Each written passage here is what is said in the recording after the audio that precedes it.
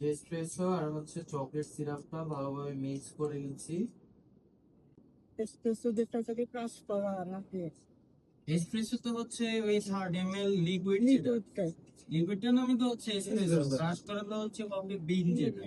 তো 30 ml espresso নিলাম এবং হচ্ছে সাথে চকলেট সিরাপ নিয়ে এটা মিক্স করে দিলাম, তাই না?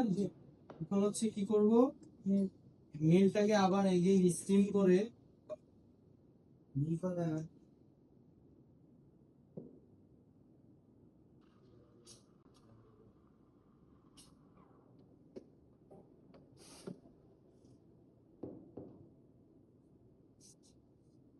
ঠিক আছে।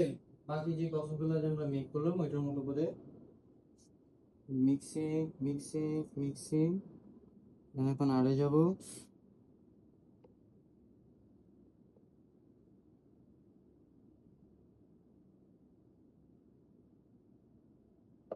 এ হয়ে গেল, তাই না?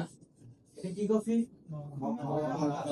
মানে এসপ্রেসোর সাথে যদি চকলেট মিক্স করি, চকলেট সস, তাহলে কি হবে? মাখা কফি। বাস।